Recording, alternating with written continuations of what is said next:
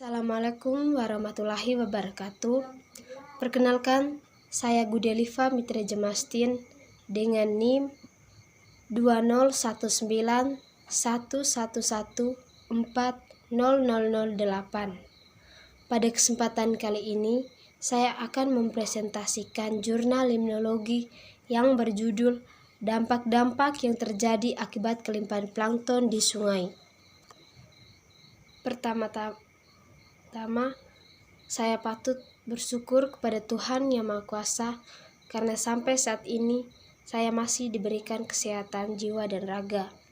Yang kedua, saya juga berterima kasih kepada Ibu selaku dosen pengampu mata kuliah limnologi karena sudah memberikan kami materi yang berkecukupan.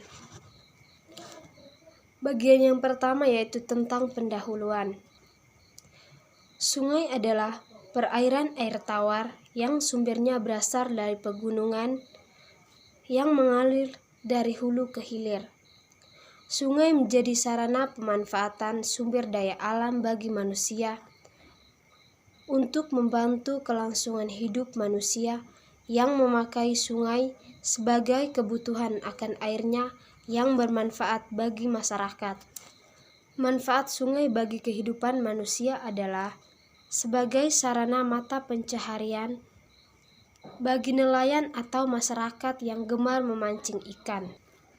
Sungai bisa menjadi kebutuhan untuk menjaga kesehatan, seperti tempat untuk mandi. Tidak hanya itu, sungai juga digunakan manusia untuk membersihkan diri, mencuci, dan membuang air.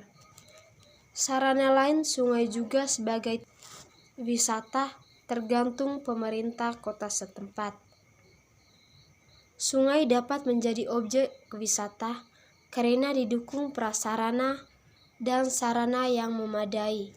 Misalnya, sebagai tempat pemancingan, tempat olahraga seperti cano, arung jeram, renang, dan lain-lain. Air merupakan komponen lingkungan yang penting bagi kehidupan.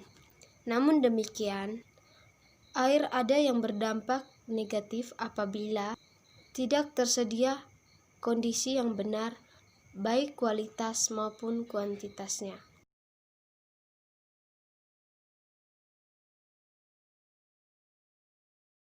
Penurunan kualitas air sungai tidak hanya terjadi di daerah hilir, tetapi juga di daerah hulu.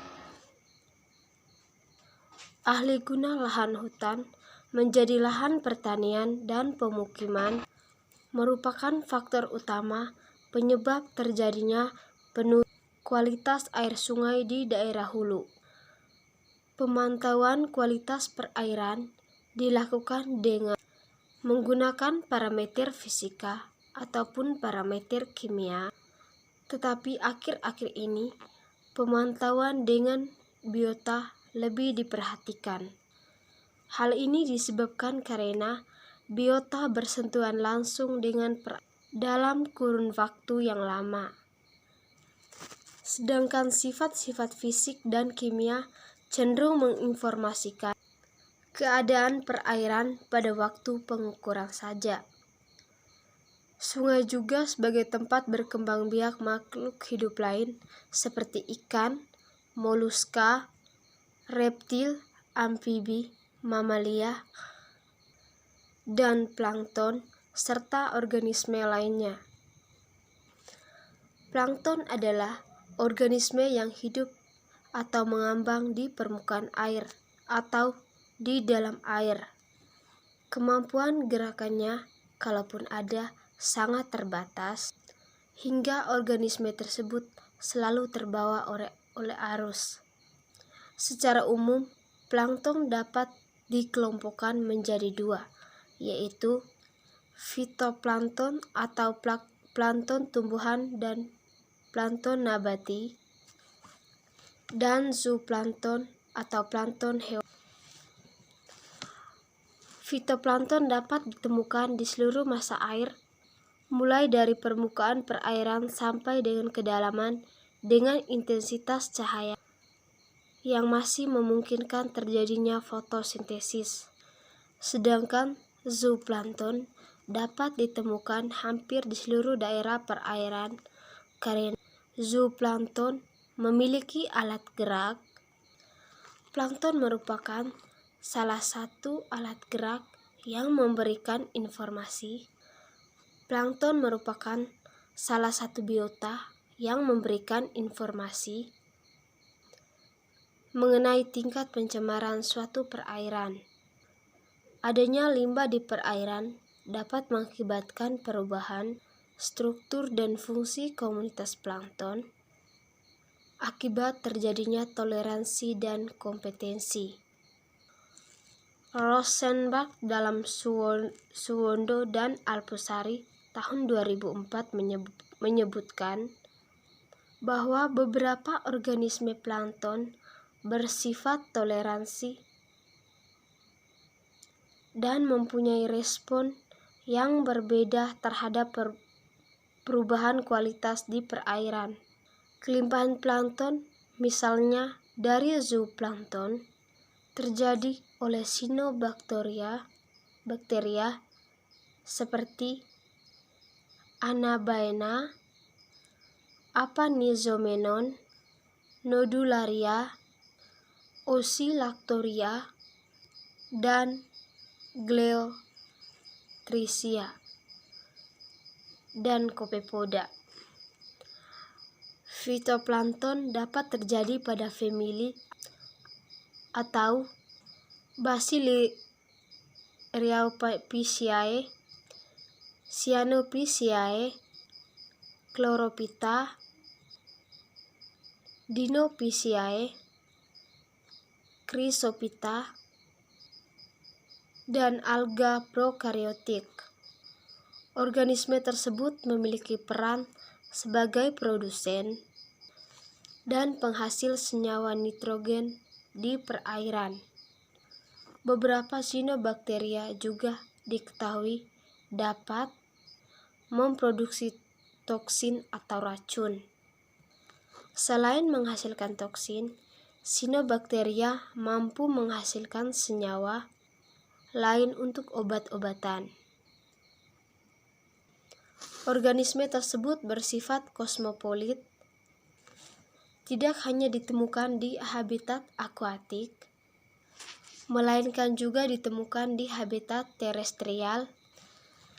Cyanobacteria ada yang hidup sebagai plankton, dan ada pula yang hidup sebagai bentos.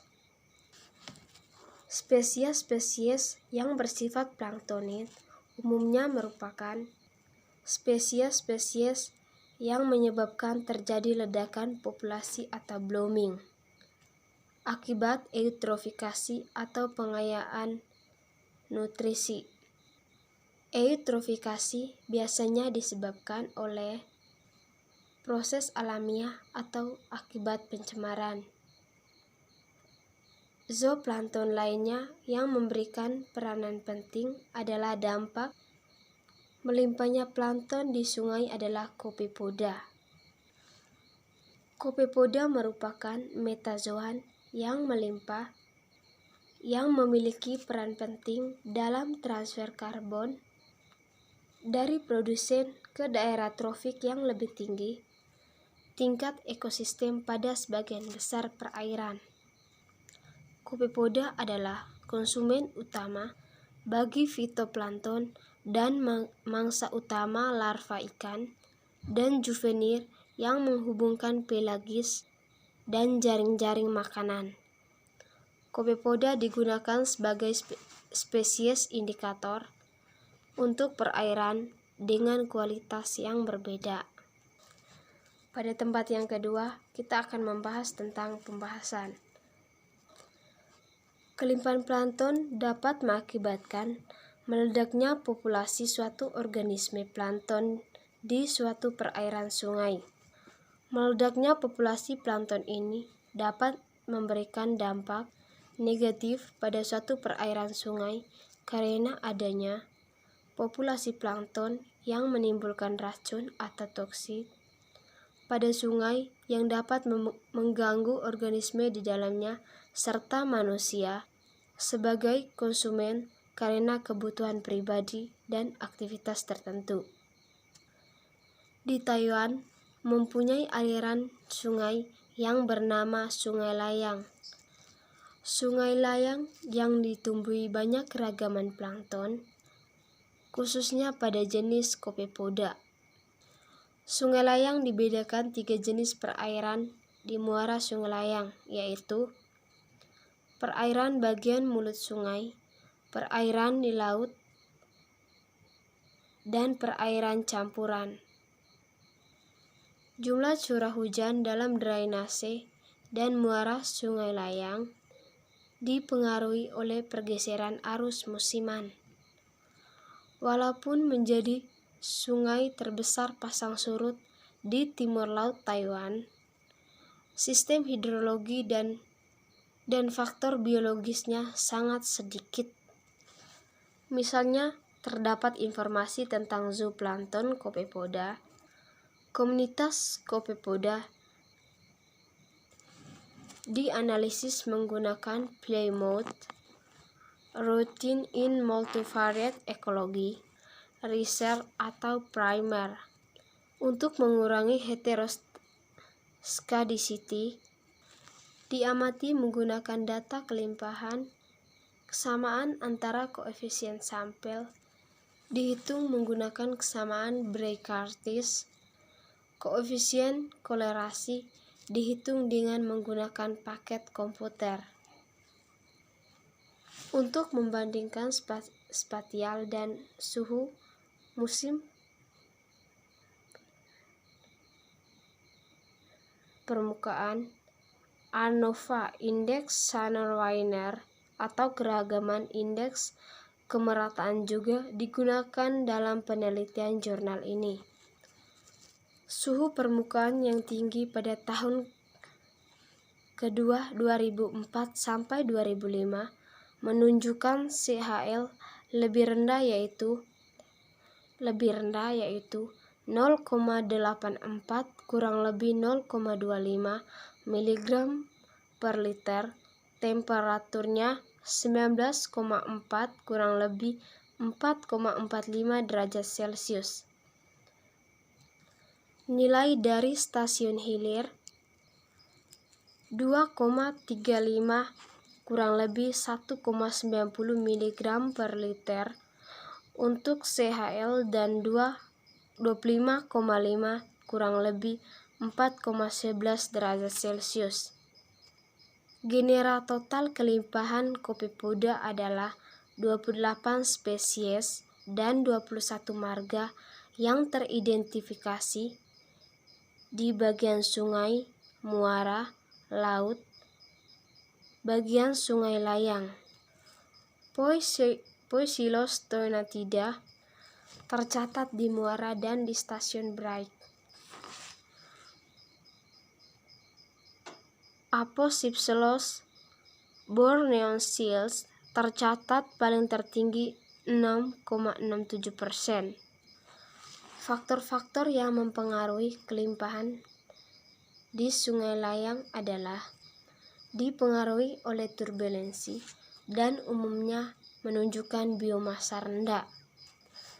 Faktor lain dikarenakan sedimentasi dan limpasan di Sungai Layang yang mempengaruhi berkurangnya Copepoda. Kompetisi dan prediksi juga mempunyai peran dalam mengatur plankton di sungai. Kelimpahan zooplankton di muara Sungai Layang dipengaruhi oleh suhu air karena sebagai pengaruh musiman. Di muara sungai ditemukan Copepoda mewakili zooplankton yang dominan aliran gerakan sungai yang pasang surut, mendorong komunitas sungai dan laut membentuk keragaman dan kepadatan komunitas zooplankton. Kelimpahan plankton juga terjadi di Sungai Calabar, Nigeria, di mana sungai ini sebagai kegiatan rekreasi untuk masyarakat Nigeria. Calabar merupakan objek wisata perairan yang mengandalkan air sungai. Sumber daya alam yang melimpah mendukung adanya pembuatan tempat rekreasi yang didukung oleh pemerintah setempat untuk dikelola dan dijadikan objek wisata seperti perendaman, olahraga, berenang, surfing,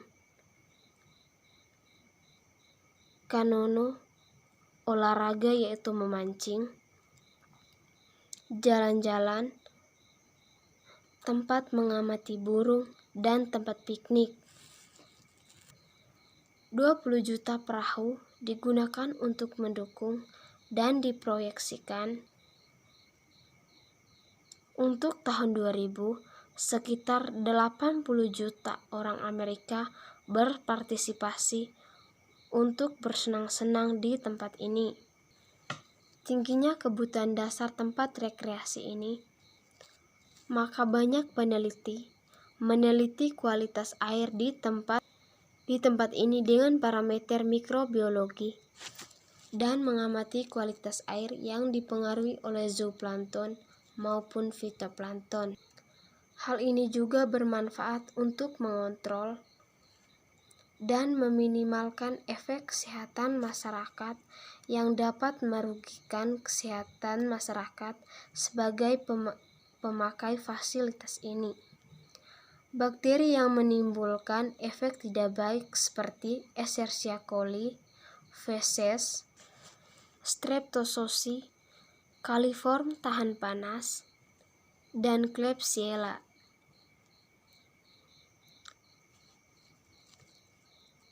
Total coliform, salmonella, dan enterovirus. Dampak yang terjadi akibat kelimpahan plankton dan genera Cyanobacteria atau Anabaena, Apanizomenon, Nodularia, Oscillatoria, dan Gliotrichia. Menurut Organisasi Kesehatan Dunia atau WHO, menyatakan bahwa banyak penyakit yang disebabkan oleh organisme yang hidup di Sungai Calabar yang dapat menyebabkan penyakit kulit seperti alergi, iritasi, dan berbagai tingkat keparahan. Gejala yang ditimbulkan berupa sakit perut, mual, muntah, diare, sakit tenggorokan, batuk kering, demam, pusing, kelelahan, dan lain-lain. Kelimpahan relatif zooplankton adalah larva Polychaeta mempunyai 7,7%, Psilopoida mempunyai 5,43%, Cladocera mempunyai 5,43%, Arthropoda mempunyai 4,89%, Ostracoda mempunyai 3,26%, dan Rotifera mempunyai 2,72% yang didapatkan di dasar sungai. Dolichos spermacinalis diketahui menghasilkan senyawa sakistin neurotoksin yang merupakan resiko bagi pengguna air minum untuk dikonsumsi manusia dan bagi perusahaan air minum, serta berbagai pemancing. Cara pengambilan sampel dilakukan di dasar permukaan air sedalam 25 cm. Kemudian sampel diawetkan dengan iodium lugol. Fitoplankton diidentifikasi sampai tingkat genus menggunakan kunci Prescott. Taksa yang beracun diidentifikasi sampai tingkat spesies. Sampel dianalisis menggunakan nepalometer lalu dikalibrasi. Kemudian dibekukan di pendingin laboratorium. Terus melakukan uji pH, oksigen terlarut, suhu, dan penetrasi cahaya. Dampaknya yang terjadi awal musim panas, konsentrasi Cyanobacteria didominasi oleh Apanopasca dan Oscillatoria. Kelimpahan A. circinalis terjadi selama bulan November 2006 sampai Desember, mempunyai kepadatan 40.000 sel per mililiter. Tahun 2007 mempunyai densitas sel yaitu 20.000 sel per mililiter.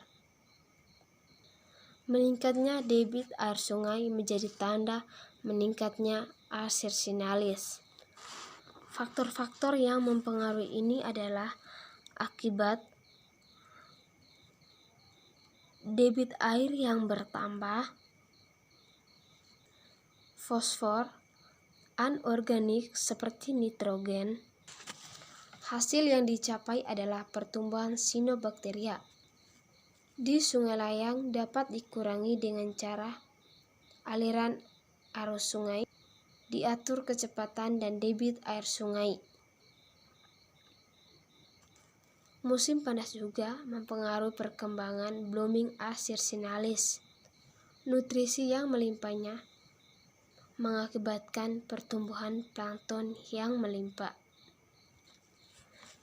Yang terakhir, kita akan membahas tentang kesimpulan.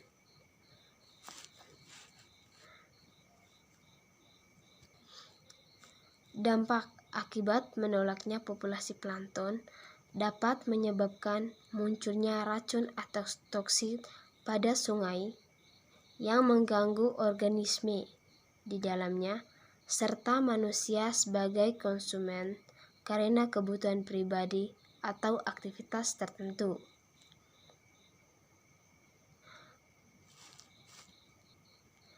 Genera kelimpahan Coccopedia pada sungai layang adalah 28 spesies serta 21 marga yang teridentifikasi di bagian sungai, muara, laut, bagian sungai layang. Sedangkan Cyanobacteria kelimpahan plankton di Sungai Calabar, Nigeria, menimbulkan penyakit kulit seperti alergi, iritasi, dan berbagai tingkat keparahan. Gejala yang ditimbulkan berupa mual, muntah, sakit perut, diare, sakit tenggorokan, batuk kering, demam, pusing, kelelahan, dan lain-lain. Sedangkan di Sungai Darling, Australia, spesies Delicospenum circinalis menghasilkan senyawa saxistin yang merupakan resiko bagi pengguna air minum serta bagi pemancing. Itu saja hasil presentasi dari saya. Jika ada kekurangan atau kesalahan, tolong dimaafkan. Terima kasih. Salam sejahtera untuk kita semua. Tuhan memberkati.